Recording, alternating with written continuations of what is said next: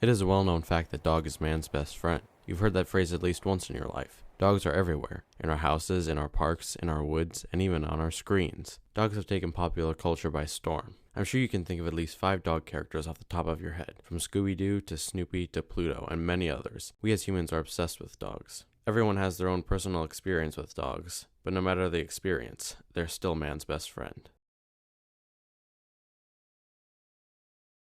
There is no correct answer to how the bond between dogs and humans began. A majority of it is just theory. Dogs are ancestors to wolves, but which type of wolf is unknown. It was assumed that they came from the gray wolf, but studies prove that to be false. According to John November, an associate professor at the Department of Human Genetics, one possibility is there may have been other wolf lineages that these dogs diverged from that then went extinct. Some researchers believe that dogs began to be compassionate towards humans because they realized that they would live longer alongside them. Mark Durr, the author of How the Dog Became the Dog, From Wolves to Our Best Friends, said, "I think that early humans and wolves got together from the time they first met on the trail of the big game they were hunting. And so, from the beginning of that union, dogs, wolves, and humans were together." Hi, I'm Beth Bemis. I'm Calvin's mom, and I'm also Beatrix Kiddo's mom. Hi, my name is Steve, owner of Trix. Excuse you. The experiences that we have with dogs are different for everyone. We'll be looking at my own parents' experience with their dogs and the impact dogs have had on them. We had always had 2 dogs. We had Australian Shepherds, and the younger of our 2 dogs died. And the older dog, who was, I guess, about 10 at the time, was very depressed. He was just a mess. And we thought he was dying as well. We brought him to the vet, and they said he's incredibly depressed. We needed to have companionship for that dog, so we got Trix, and he snapped right back to life. And this is her.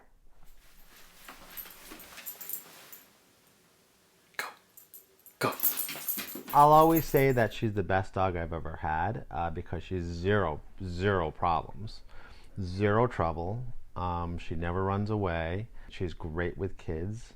And she's just a really awesome dog. So she's added a lot to my life.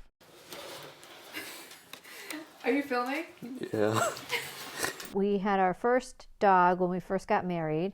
His name was Jack. He was an Australian Shepherd. And all of these puppies were falling all over themselves, trying to get our attention, except for this one who was just sort of in the back corner, staring at us, checking us out. And so we were interested in him. And we went and met him, and it was love at first sight. We needed to get him a friend. So that's when we got the second dog, Alabama. She wasn't particularly smart, but she made up for that in cuteness and affection. But of course, with all the good things that dogs bring to our lives, there's always the one moment that every owner dreads. When Alabama got sick, she just didn't seem well. We sent her for some blood work, and they said, she's got, I don't even remember what it was. It was, I think, some sort of cancer. We put her up on the bed, and I never had wanted to make the decision about putting a dog down. And and I had gone downstairs, and Steve was up here with her, and I was on the phone on hold, waiting to make the appointment to bring her in to have them put her down because she was just in so much pain. And all of a sudden I heard this wailing from upstairs, and it sounded like hysterical laughing when it was really hysterical crying, and she had just died, and she was in Steve's arms when she died.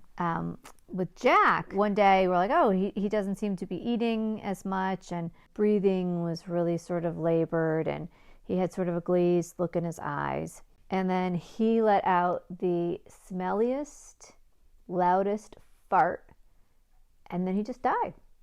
Dogs bring a lot of meaning and purpose. Let me get my slippers. Oops.